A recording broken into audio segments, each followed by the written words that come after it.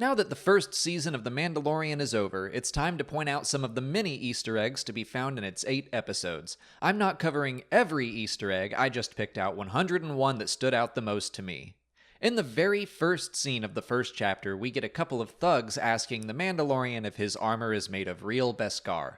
Also known as Mandalorian iron, it was introduced back in 1994 in the comic series Tales of the Jedi. It was first called Beskar in the current canon in the Star Wars Rebels episode Heroes of Mandalore. The Mythrol character the Mandalorian is hunting is played by Horatio Sands of Saturday Night Live fame. The Mandalorian carries bounty pucks with him that identify his current targets. While the pucks aren't seen, a similar interface for collecting bounties appears in the Boba Fett issue of the Age of Rebellion comics. The landspeeder driver that takes the Mandalorian and his bounty to the Razor Crest is played by comedian and longtime Star Wars fan Brian Posehn. The Mandalorian's pulse rifle is a design first seen in the infamous Star Wars holiday special that introduced the world to Boba Fett before the release of The Empire Strikes Back. The Mythrol also mentions Life Day, the celebration that the holiday special was centered around. The Mandalorian freezes his bounty in carbonite, just like what happened to Han Solo in The Empire Strikes Back. In the movie, it was a fear that the freezing process would kill Han, but it's also stated that the facility is crude, so the Mandalorian must have a more reliable system going on here. On the planet Navarro, you can see an astromech droid with treads. This design is based on concept art for an agricultural droid that was created for Rogue One. In the cantina, you can see some bounty hunters playing sabacc with the same style cards used by Han and Lando in Solo: A Star Wars Story. Greef Karga is a magistrate of the Bounty Hunters Guild. The guild first appeared in the old Star Wars Legends book, The Mandalorian Armor, as an organization meant to legitimize the bounty hunting business. The Imperial safe house is guarded by a TT-8L droid, the same model that watched over the entrance to Jabba's palace in Return of the Jedi. The Imperial Dr. Pershing has a patch on his shoulder that has a connection back with the clones of Kamino. The same emblem was worn by all the clones of Jango Fett. This could mean Pershing himself is a clone, or perhaps he is interested in cloning the child. A Kowakian monkey lizard can be seen roasting on a spit on Navarro. That's the same species as Salacious Crumb, and this is pretty grim because those creatures are at least semi-sentient. This episode and many after it mention the Great Purge of Mandalore. This is a reference to the Empire's response to events that took place in Season 4 of Star Wars Rebels. Bo-Katan leads an uprising against the Imperial occupation of her homeworld. It would appear that the revolution does not go well, and that the Empire slaughtered countless citizens of the planet, and perhaps many more across Mandalorian space. It's stated many times that it's rare to see a Mandalorian at this point in the timeline. This explains why Mandalorians did not continue to fight against the Empire during the events of the original trilogy. On the planet Arvala 7, the Mandalorian encounters blurgs. These creatures were first introduced in the Ewoks Battle for Endor made-for-TV movie released in 1984. The Mandalorian is saved by an Ugnaught named Kuiil, a member of the same species that can be seen working the carbon freezing chamber on Cloud City. When the Mandalorian fails to ride a blurg, Kuiil reminds him that his ancestors once rode the great mythosaur. Those creatures have been part of Star Wars since 1982. According to Star Wars legends, they once dominated the planet Mandalore until Mandalorian warriors drove them to extinction. Their skulls became symbols of the Mandalorian people, and one made of Beskar can be seen above the entryway to the smithy on Navarro. IG-11 is an IG bounty droid of the same design as IG-88 and many other assassin droids seen throughout the Clone Wars animated series and countless other Star Wars stories, both canon and legends. In Chapter 2, the episode kicks off with a fight against Trandoshans, the same species as the bounty hunter Bossk from The Empire Strikes Back. They were often seen as bounty hunters throughout the galaxy. In a cool detail, you can see them tailing the Mandalorian in the reflection of his helmet. The Mandalorian uses his pulse rifle to disintegrate one of the Trandoshans, giving us new meaning to Darth Vader's command to Boba Fett, "No disintegrations." Upon his arrival back to the Razor Crest, the Mandalorian sees off-world Jawas tearing his ship apart. This confirms that Jawas don't only live on Tatooine, but they still drive around in sandcrawlers. The massive vehicles were originally used for mining on various planets, but when companies were done using them, they just left them behind. Jawas would then claim them as their own. I don't know if this was intentional, but the Mandalorian's chase and descent of the Sandcrawler is very reminiscent of the tank chase scene from Indiana Jones and the Last Crusade. At the top of the Sandcrawler, the Mandalorian is shot by the same type of ion blaster seen in A New Hope. This is the first episode in which Kuiil mentions his time as a slave. He says he served 3 human lifetimes enslaved long before the rise of the Empire. In Star Wars Legends, Ugnaughts were used as slaves for centuries, so that lines up with Kuiil's tale. As the Mandalorian battles the Mudhorn, he pulls out a vibroblade. I believe this is their first live-action appearance, and their vibrations can be visibly seen. In Chapter 3, we reach maybe my favorite Easter egg of the whole series. The Mandalorian is given his Beskar reward inside an ice cream maker, which we now know is called a Camptono. They first appeared as a random prop for The Empire Strikes Back when one man rushed it across screen during his escape from Cloud City. That simple prop launched an obsession for the background character, who has since been named Willrow Hood and has appeared multiple times, still carrying whatever valuables he has inside an ice cream maker. We meet another Mandalorian named Paz Vizsla. He was played by Jon Favreau, the series creator and voice of the Mandalorian character Pre-Vizsla in the Clone Wars. When we see a long sequence of the Mandalorian's history, Separatist forces can be seen on the attack, including an HMP gunship and a B-2 super battle droid. As the Mandalorian begins his attack on the Imperial compound, the rod that Luke and company tried to use to stop the trash compactor walls from closing in on them can be seen resting in a pile of junk. In Chapter 4, the villagers of Sorgan work as krill farmers. Krill was introduced to Star Wars Legends in the game Star Wars Galactic Battlegrounds. The raiders that attack the village are Klatooinians. That species was introduced as one of Jabba the Hutt's henchmen in Return of the Jedi. The Mandalorian calls Baby Yoda a womp rat as a term of endearment. Those creatures are about the same size as a thermal exhaust port on a Death Star, and Luke used to shoot them in his T-16 back home. In the tavern on Sorgan, Baby Yoda has a small run-in with a Lothcat, a species created for Star Wars Rebels as one of the creatures of the planet Lothal. Cara Dune mentions mopping up Imperial warlords after the Battle of Endor. Surviving Imperials competing for territory after the Emperor's death is an idea that began in Star Wars Legends, but has been carried over into canon in some of the books and comics, and now this series. Cara is the first person to call an Imperial Walker by its actual designation of ATST in a live-action Star Wars story. Omera the Widow shows talent with a blaster rifle, firing a Relby V-10 mortar gun, the same weapon used by the bounty hunter Bosk. This whole episode was heavily inspired by the movie Seven Samurai, in which a group of Ronin train a village to protect itself. That story has been remade many times, including the Western film The Magnificent Seven, but also in Star Wars before in the Clone Wars episode Bounty Hunters. Chapter 5 is full of Easter eggs, seeing a return to Tatooine and specifically Mos Eisley. Multiple shots from A New Hope are recreated on the approach to the city and as the Mandalorian wanders its streets. Some people saw this as over-the-top fan service, but I found it to be a good device to show how the galaxy, and specifically the Outer Rim, was affected by the end of the Galactic Civil War. When the Mandalorian lands the Razor Crest, he is greeted by a crew of pit droids who first appeared in The Phantom Menace. We later see them playing sabacc with their master, Peli, and you can see them cheat while she's not looking.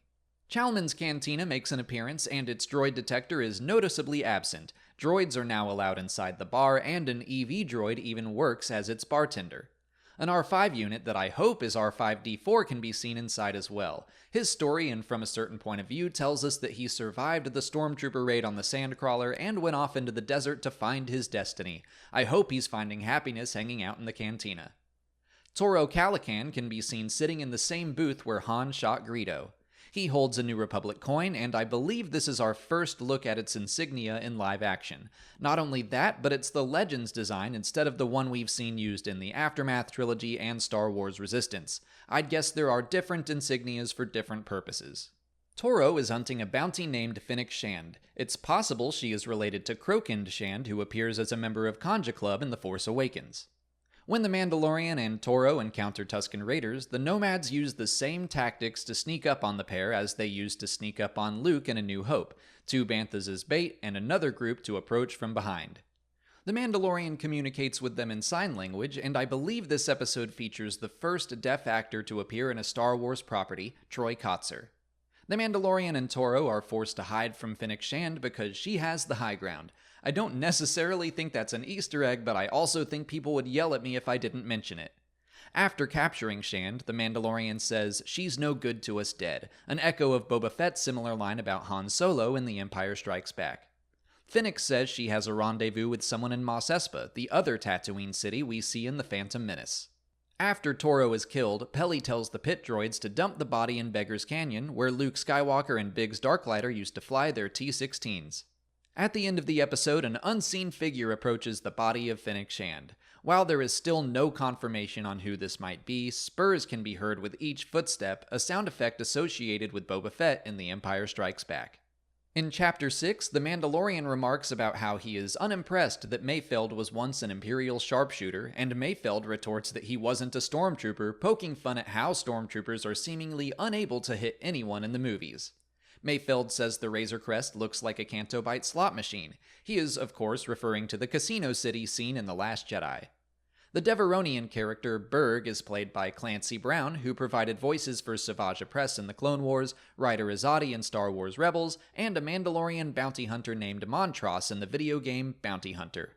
The Twi'lek Xi'an references a job on the planet Alzok 3. In Star Wars Legends, that was the homeworld of the Tall species, but the Clone Wars changed that to Ordo Plutonia.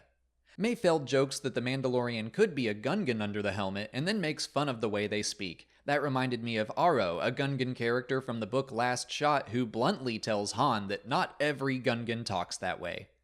The access hatch between the Razor Crest and the New Republic prison ship is similar to the one seen on the Millennium Falcon in The Empire Strikes Back. On the prison ship, the crew walks by a cell holding an Ardenian, the same kind of creature Jon Favreau voiced in Solo, a Star Wars story. The prison ship is crewed almost entirely by security droids. This is likely due to the demilitarization of the New Republic under Mon Mothma after the Battle of Jakku, so they probably didn't have enough people to man every ship in the fleet. The New Republic security droids have some shared elements with the Imperial KX series security droids like K2SO from Rogue One. Another style of security droid is seen on the ship that bears strong resemblance to the R1 series astromech droid, except these have repulsor lifts. The lone soldier on the prison ship is named Davin, a character played by Matt Lanter, who provided the voice for Anakin Skywalker in the Clone Wars, Star Wars Rebels, and more. He can be seen wearing the same style of Alderaanian Honor Guard helmet worn by the crew of the Tantive 4. Burg proves that Devaronians are fireproof. They were known to be a very hardy species in Star Wars Legends, but being fireproof is new. A mouse droid rolls out to startle Mayfeld before he is actually attacked by the Mandalorian. This is a riff on the old horror trope of a black cat or some other creature scaring a victim to ease their tension before the actual danger appears. The droid Zero carries an EE-3 carbine rifle, the same weapon used by Boba Fett. What I believe to be a Rogue-class starfighter prepares to launch from the space station at the end of the episode before it's blown up by the New Republic. Those ships were prominent in the Clone Wars, perhaps most famously used by the bounty hunter Cad Bane. The directors for The Mandalorian make cameos as New Republic X-Wing pilots. Rick Famuyiwa flies as Jib Dodger, Deborah Chow flies as Sash Ketter, and Dave Filoni flies as Trapper Wolf. Filoni's name is a joke about his love for wolves. I don't know if Chow or Famuyiwa's characters are similar jokes or not. The concept art for the episode reveals that the squadron was originally meant to include a T-70 X-Wing to show the New Republic's evolution of their Rebel Alliance starfighters. In Chapter 7, Cara can be seen fighting with a Zabrak who is connected to her with an energy binder. This is a reference to a form of knife fighting that appeared in old Western movies. This might be a stretch, but one of Greef Karga's bounty hunters appears to be wearing a Haxian Brood-style helmet. The Haxian Brood are a new criminal syndicate that were introduced in the video game Fallen Order. Baby Yoda uses the Force to heal Karga after he is mortally wounded. Days after this episode premiered, the exact same ability was featured in The Rise of Skywalker. Greef jokes that the Mandalorian's helmet is going to go on his wall as decoration. The Mandalorian takes offense to that, but his helmet does eventually wind up on Dok-Ondar's wall on Batuu. Several Death Troopers appear to attack the Mandalorian and his friends. They were the elite stormtroopers introduced in Rogue One, a Star Wars story. A trooper transport arrives to deliver several more stormtroopers. Its design is based on an old Kenner toy, the Reconnaissance Troop Transporter from 1978, which was more recently included in Star Wars Rebels. Many of the stormtroopers in this scene were played by members of the 501st Legion, a real-life Star Wars costuming organization. Moff Gideon's TIE Fighter is based off of concept art that was developed for The Force Awakens to explore the next step in Imperial starfighter design. In Chapter 8, I think this is again a bit of a stretch, but Jason Sudeikis and Adam Pally played two bored, goofy scout troopers. I'm not saying they are Tag and Bink from those old Star Wars Legends comics, but I definitely got that kind of vibe from them. While they wait for orders, they get some target practice in, and they can't hit anything. One of them looks at his blaster like it's the problem. That's all obviously a joke about how stormtroopers have terrible aim, but back in Legends, the cheap design of their equipment was used as a possible reasoning for why their aim was so poor. It's clear from their helmet design that the faceplates hinge up, just like they do in Star Wars Rebels, which was the first time that was ever revealed. In the city, the stormtroopers set up an E-Web heavy repeating blaster, and this is the first time that technical name is ever said on screen. Moff Gideon even gives us a brief history of the weapon. Cara is armed with what looks like an RT-97C heavy blaster rifle that first appeared on Tatooine in A New Hope. Moff Gideon mentions the Siege of Mandalore, which was one of the final battles of the Clone Wars. We're going to actually get to see it happen in Season 7 of the Clone Wars series when it returns in February 2020. Cara worries that she will be uploaded to a Mind Flayer. We don't know what that is for sure, but she could be referencing the Boars of the Myran. Like Bor Gullet from Rogue One, they could feed off of memories, which would cause some of their victims to go insane. The Dr. Aphra comic shows that the Empire used them for interrogations. Mandalorian is confirmed to be a creed or philosophy rather than a race. That was true back in Star Wars Legends when non-humans could be Mandalorians. We have yet to actually see that, but I would guess it's still possible in canon as well. We see that the Mandalorian was rescued by members of Death Watch as a child. They were a militant group of Mandalore during the Clone Wars when the planet attempted to remain neutral and pacifist during the war. They were led by Pre Vizsla, who wielded the Darksaber until he was defeated by Maul in single combat. Maul then led Death Watch until the Siege of Mandalore, which again we're going to see play out in the Clone Wars. You can see that Death Watch blasters shoot yellow blaster bolts, which was established in the Clone Wars series. Moff Gideon was an officer in the Imperial Security Bureau during the Great Purge. That explains why he knows so much of the background of our main characters, including the Mandalorian's real name, Din Djarin. A Death Trooper uses the same kind of grenade that they can be seen throwing around during the Battle of Scarif in Rogue One, A Star Wars Story. A flamethrower-wielding stormtrooper is seen as part of Gideon's forces. They are often simply called flame troopers, but this one is designated as an incinerator stormtrooper.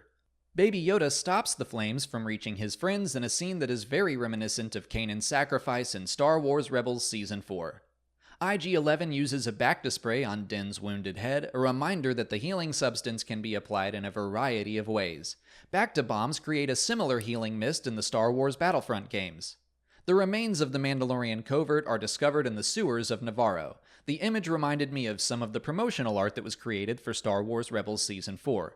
The Armorer mentions Mandalore the Great and his battles against the Jedi long ago. This is a new name, but it fits with the naming convention Legends had with characters like Mandalore the Destroyer or Mandalore the Ultimate. At the very end of Season 1, Moff Gideon reveals that he has taken possession of the Darksaber. When we last saw it, it was in the hands of Bo-Katan. She likely lost it during the Great Purge, but hopefully she's still alive and looking to reclaim her blade because I desperately want to see that character in live action. But there you have it, 101 Star Wars Easter eggs, connections, and references from The Mandalorian Season 1. If I left your favorite Easter egg off the list, leave it in the comments. If you haven't already, please like this video, subscribe to the channel, follow us on Twitter, Instagram, and Facebook, and consider checking out our Patreon page where we've been releasing audio commentaries for every chapter of the show. As always, thanks for watching, and may the Force be with you.